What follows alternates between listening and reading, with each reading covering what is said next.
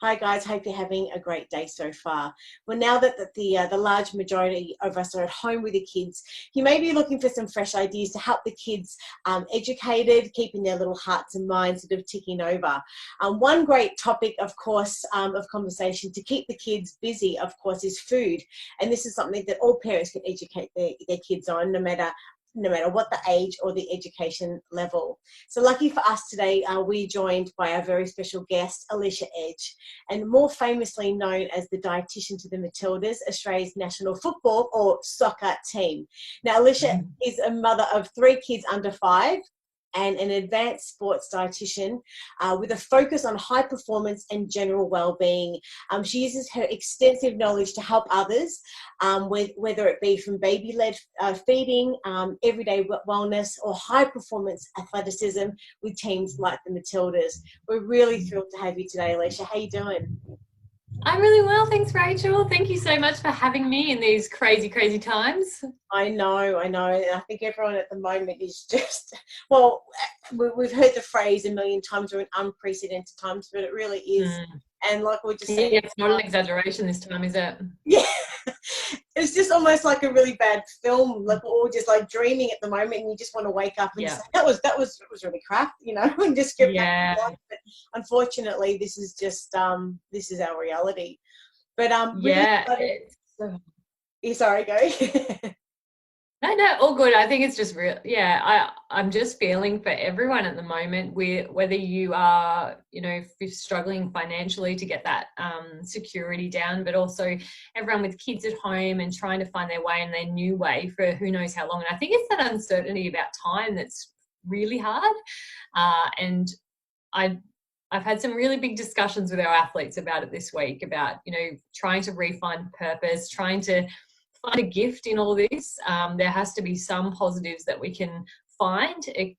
It can be sometimes too early to hear that. You might not be ready to hear that, but hopefully over time we can see some real things that we can work on with our kids, with our family, and get to a point where we're feeling really grateful for that next chapter once it happens. Yeah. And that's just the thing, is just this is only just going to be for a certain amount of time. How we use this time to the best of our abilities and stay as positive as we can to be able to push our way through, because everyone's in the same scenario at the moment. This is how we use this time in survival of the fittest, I think, within our minds, definitely. And I'd love to be able to pick your brain today on some inspirational topics around food that can be having with and some conversations that parents can be having with their kids whilst at home in isolation. Now, to begin with, we published your article, and the title of it is "What are nutrients? What do they do? And how to answer your kids' why questions about food." So, for someone who hasn't read the article, can you give us a little bit of an overview of what it's about and just what inspired you to write it?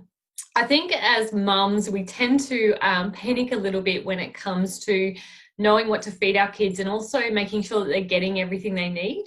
And so the more we know about food and the more kind of little bricks that we know about how it builds up into what our overall diet should be, hopefully the more empowered we feel. So the main reason we wanted to write about nutrients wasn't to kind of make it all sciencey and overwhelming, but rather translate it into how you actually eat, and that's through food.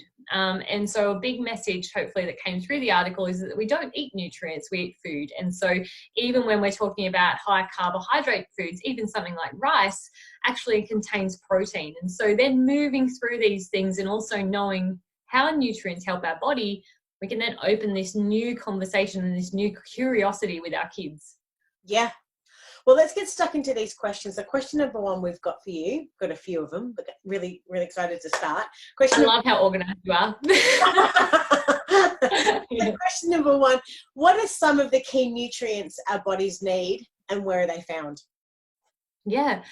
So when we're talking nutrients, there's 2 main types that we talk about, and you may have heard these in different places. So the big chunk nutrients that we call are our macronutrients. So macro means big, and you can kind of think about them like that umbrella. So we've got carbohydrates, proteins, fats, and alcohol. So for you guys playing at home, you'll be talking about alcohol, but hopefully with the kids it's not a conversation we're having a lot. But yeah, they're your macronutrients. So there's 4 of them, but usually we're talking about the 3.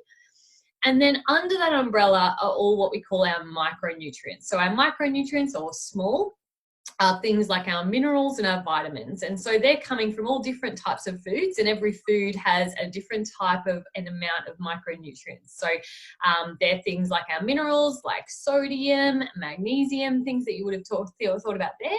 And then our vitamins, there's 2 types. There's fat soluble and there's water soluble. So fat soluble are your A, D, E, and K. And fat soluble we want to know about because we can actually store fat soluble. So in our fat stores and with eating fat, we can actually help to absorb fat soluble vitamins and also help us get through. So for example, vitamin D, we get most of that over summer when we're in the sun and getting sunlight, and we can actually store that over the winter months. So if our vitamin D stores are low in summer, we're going to struggle through winter. So that's the type of thing we're talking about there. Water soluble are vitamins like your B vitamins. And you might think about those if you take a multivitamin, your wee turns really yellow. Yep. And water soluble, that happens because you're weeing out anything you don't need. Flushes out. Yeah, you don't absorb excess, if you like. So if you're going to take a multivitamin, and you don't need it, you're going to wee a lot out. So you have expensive wee is probably the easiest way to put that. And there's no risk of overdoing it because you do weed out, whereas you can overdo the fat soluble ones. So it's really important we don't supplement with A, D, E, and K unless we need to. Right. So that's kind of the easy way to explain those. And then they're like we can really delve down into more, but they're our big ones that we need to worry about. And really, in terms of getting those, they're through a whole range of foods. Yeah. And so at the moment we've spoken about macro and micronutrients. There's lots of other stuff in the article sort of covers. Now, high performance athleticism like the Matildas really requires a lot of high level research nutrient groups to keep their bodies fit and strong. Look, what lessons can parents learn from this? A strong focus on their diet for their family during this like coronavirus pandemic. What can they learn from all of this stuff? Yeah, well, one of the biggest things we always talk about with our clients, because our clients, even though we're performance nutrition, we work from with anyone like a new mum all the way up to our pro athletes. And the reason for that is that performance translates. So the definition of performance will be different for each person. So if I ask you, Rachel, what performance means to you, you might say, oh, I want to have more energy, or I want to be more confident, or I want to, aim for health, or whatever it may be. Yep. And then if I ask an elite pro athlete, not saying you're not, Rachel, not saying you're not a pro athlete. I'm an elite pro athlete of a keyboard and a mouse. Oh, yeah, exactly. Yeah. See? Well, that's another thing, right? So also another thing when we're talking to people who work in a desk, it might be that, performance to me means concentration and focus and productivity. So that's lots of things we work on with people in the workplace, and then also new mums as they're kind of getting out and they're into the depths of sleep deprivation.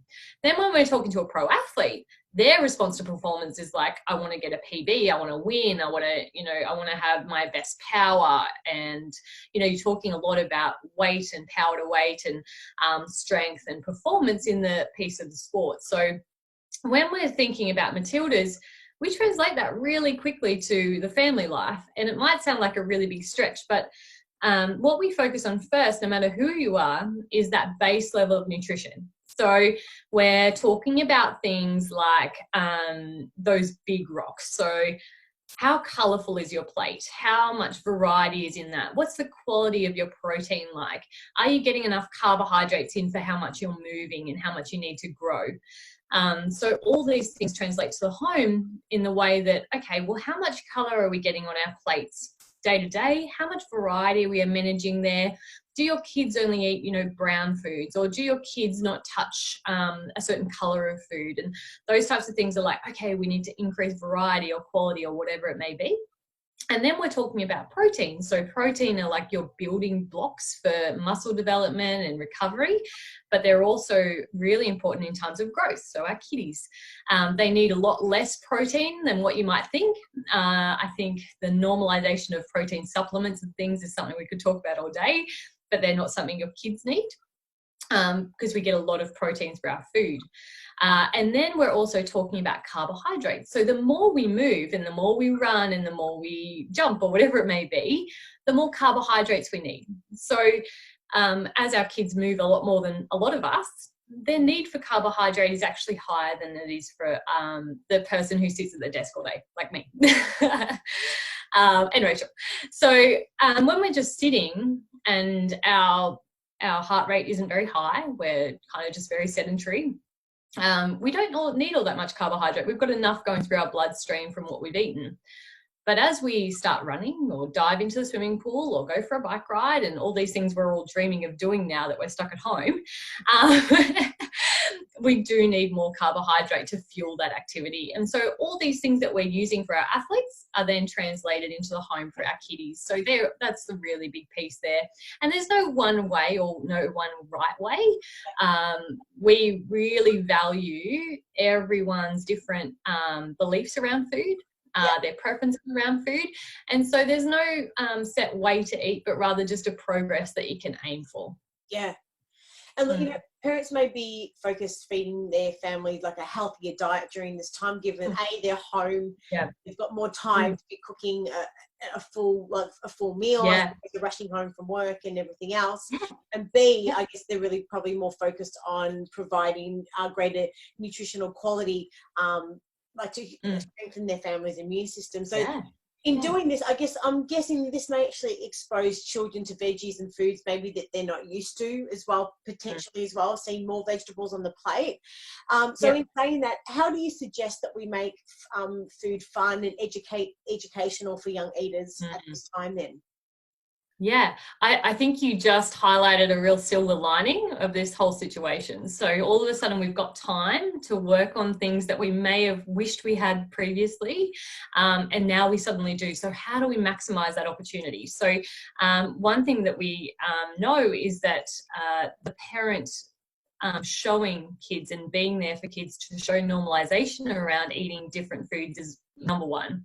Both the mum and dad are really important in that situation if you're both at home as much as possible. And so that way you talk about foods and the way that you accept foods and don't necessarily speak up about, oh, I don't like that, or mummy doesn't like that, or daddy doesn't like that food. We need to remove that conversation and instead talk a little bit differently about accepting different foods and really striving for curiosity. One thing that we see a lot of is that, oh, my kids don't like veggies, so I'm just going to blitz them up and hide them. And that's a really good strategy, but remembering you want to normalize veggies as well. So what we say is if you're going to blitz up veggies and hide them, we also want to show veggies as well. So do both. And one thing that does is, number one, it makes you relaxed as a parent because you're like, they're having their veggies and they don't know. And so I'm going to be more relaxed at the table. And then the other side of that is they're going to feel that relaxation and actually feel a little bit more comfortable in exploring. And so, for example, that might look like, say, a bolognese filled with lots of veggies that they can't see, and you might put mushroom or chopped carrot or something like that through it. So they're still seeing chunks of veggies, but there's lots of hidden. It might be that there's lots of hidden veggies in a certain like wet dish, and then there's a side of steamed veggies or salad on the plate that they can nibble. So there's different ways to do it, but what you're wanting to do is normalize vegetables, make them realize that there's something to enjoy and explore rather than something that they have to eat. And that probably leads us into that why question, right? So, and I'm just about to ask, when parents ask the question why about foods, like why do I have to eat this and what is this and why? How are they better to answer that when the kids are asking that question? I think the nicest thing about kids is their curiosity, and even though it gets so tiring, the why question, oh my word, my 2-year-old at the moment is like, why? why? And I was like, oh, this is never ending. There is no right answer here. The more we can play with that and actually embrace it, the better. Yeah. It opens up a lot of opportunities there to talk, not only of like, oh, well, it's just good for us, or it's a healthy food. Instead, flipping that and actually talking about it as food is food. Yes. One thing I think we tend to do as parents, and that's really because we were taught that, and diet culture has taught us that there's good and bad foods. There's a morality around foods. What we want to do is remove that. And that's a topic for a totally different conversation, Rachel, because it's a big one. Yes. And instead talk about food as all equal. It's just that our different roles change. So I don't know if it's something that you've covered in other videos, but there's this responsibility that you as the parent decide what they eat and when, yep. and the kids decide if they actually eat it and how much they eat. Yeah. And so when you've taken over that role, you can then start to go, let them play and actually talk about what they're going to do. So they want to know why. They want to know that, you know, is it going to increase their muscles? Is it going to make them stronger? Is it going to help them see? All these types of things that are going like, oh my goodness. So my son eats a piece of broccoli and he shows me his muscles as he's doing it. I'm not going to show you my muscles because they're weak as at the moment. And then no flex here. And then he'll be like, oh no, this arm's not needing another one. So he'll like have to have 2 broccoli to make sure they're even. Yeah. And he'll really tell his sister, he'll be like, oh, Florence, your muscles are not good because you didn't eat them today. So it's like this game that's passed down. And if anyone can make their oldest child a good eater, it really helps that peer pressure as the other kids come through. Yeah. Well, yeah. Sorry, go continue. Yeah. No, you're right. No, I was just going to say, because our audience really in saying that in different ages, like we've got a broad audience with regards to the ages of the children. So we'd love for you to maybe just like break down per age group what parents could be talking to their kids about, and starting with preschoolers. So I know that the article covers some really great information, but if we were to really sort of make it quite sort of easy for parents, what should they be talking about to their preschoolers? Yeah, I love that. So around that 1 or 2 year old age, you're really just talking about real basics that they're kind of learning at the same time anyway. Things like colour and texture, hot or cold, float or sink is a really fun game. So I know people say don't play at the table, but there's a boundary there that you can really work towards. So kids won't necessarily just eat a new food. It'll be a rare case if they feel comfortable enough just to scoff it in. They'll do a lot of exploring first. And even our 7-month-old, if you watch her with a new food, she'll like bang it a bit, squish it a bit, touch it to her lips a bit before she feels ready to actually eat it. And so that exploration continues. So even if your child doesn't eat a new food, you can still really get them to explore, what colour is it? Is it squishy or crunchy? And, you know, they actually do that and then taste it. Suckers. And you can have crunch competitions, you know, so everyone can get their carrot or their things and see who can crunch the loudest carrot. You can look at getting a bowl of water and seeing which one floats, which one sinks. Why is that? You know, all these types of conversations from that 1 to 2 year old age are perfect, and still our 4-year-old loves it as well. As they get a bit older, you can start to then really. What was that? Sorry? What would you say for about primary school age kids? What would you say? Yeah. As they get older, you can really start to bring in the body side of things. So what it does, what it helps with, why we need it, but not just, oh, it's good for us. It's really like, oh, this has a really cool purpose. And even fun things like matching. Well, if we team this with that, we can actually absorb more of the nutrients, and, you know, that sciencey and the math side of things. Also getting them involved in the kitchen has the maths aspect. So we've got cup measuring, counting, all those side of things bringing into it. And one thing that our child loves is knowing how it's made or how it's grown. So those types of things are really nice, of like, okay, well, where's that grown? Is that a tree? Is it underground? Can I watch a YouTube clip on how that's made? You know, those sort of things is really, really cool, because, you know, gone are the days that we make everything. But if they can understand those processes and be curious about it, they're more likely to go, oh, I want to try that, or can we cook with it? and getting them involved in as many processes as possible now that you're at home is a really cool thing. So obviously, you know, food availability is a bit tough at the moment. It'll flatten out, promise you. Australia has not run out of food. Yeah. It's just that they have struggled to restock in time. So your food availability will be short-term problem. It'll come back. And so once it is back and you've got, you know, a well-stocked kitchen, if you have missed out on stuff, there's a lot of exploring to be done, and a lot of fun to all sit down at the table, all chat around this and make it a really fun experience, because kids are really sensitive to how you feel. So if you're sitting down frantic and frustrated and why don't you eat, and it's a fight before you even sit down, they're going to really work towards, you know, really fighting back before you've even started as well. Yeah. So the more that you can not react, and the more you can be quite fun and relaxed and really have that response of, you know, say last night my 2-year-old, we made pizzas, we did all the right things, we made them together, and she still was like, I don't want this. It would be so easy to go, oh, I made this nice dinner, I can't believe you don't like it, you will eat this dinner, because we're tired and we're like, just eat the bloody dinner. Yeah. But instead, if we can take a step back and go, okay, what's she feeling? Why isn't she wanting this? And really then talk through really calmly, you know, that's okay. There's no stress on eating this. There's no pressure around any of this, but this is the only thing we've got for dinner. And so you can explore, you can sit with us. And then if you're not happy, then, you know, like you can explore past that. But it's really about making sure that they know that this is dinner and making sure they've got a safe food.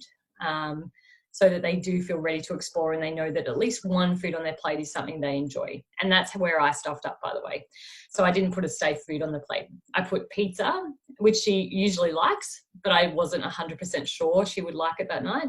But if I put pizza plus some safe food, say some grapes or some strawberries or something like that, that I know she will always love, it would have been a much different conversation. Yeah, that's a really, really interesting point there, to be able to always have that safe food on the plate that they know. Yeah, it's probably another one for another video. Yeah, it's a big one. Yeah. And just getting back to the article, so basically everything in there, you could speak to your secondary sort of age children, I think, which is great. So we've covered off on the preschool, the primary school, and the secondary.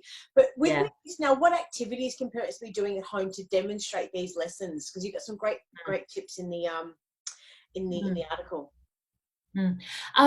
Parents being involved and showing their enjoyment of food and their relationship with food is a really big one. One thing that we work on first is the parents' relationship with food. So if you're always talking about a food being fattening or bad or something we can't have, then the kids are going to reflect that very quickly.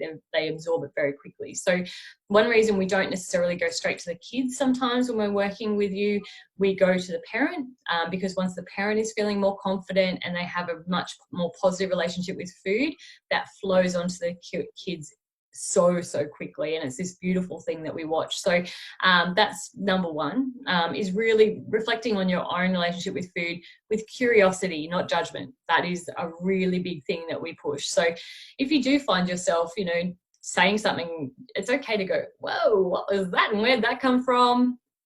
I need to take stock, not necessarily stress about it, but just explore it and be curious about where you can go from there. Other things you can be doing is, you know, the cooking side of things, preparing.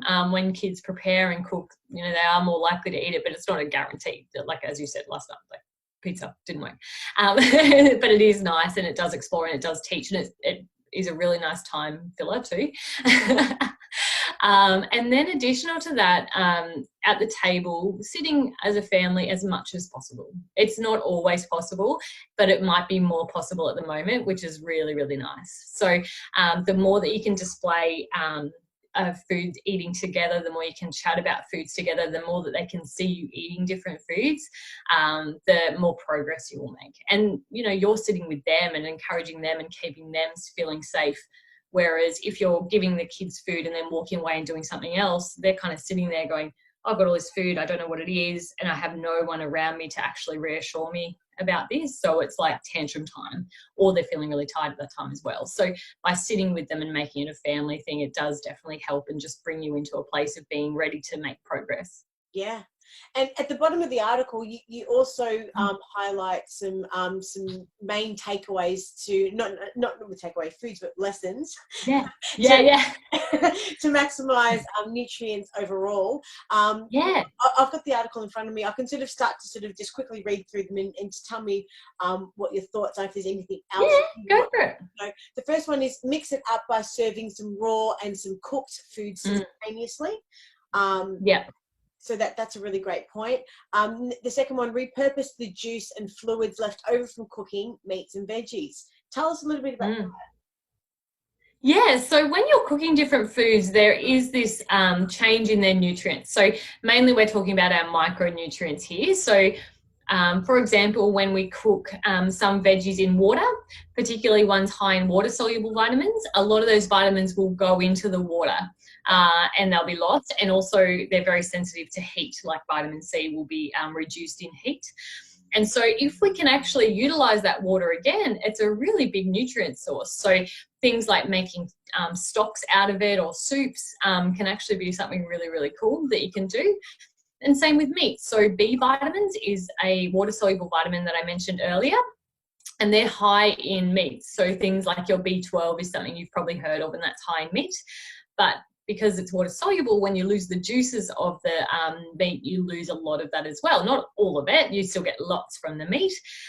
But if you can put the juices into different sauces or gravies, then it can actually be somewhere that you end up getting more nutrients than you realize. So that's where that different variety in cooking methods is really important. Not boiling veggies too much is a really big one, because you will lose a lot of nutrients. So things like microwave or steaming are all much better opportunities there. And repurposing the fluids, so you're getting in those water-soluble vitamins where you can as well. Yeah. And another point you mentioned also is to keep the peel on the veggies where possible. Yeah. So stuff like jacket potatoes. Tell us a little bit about that too.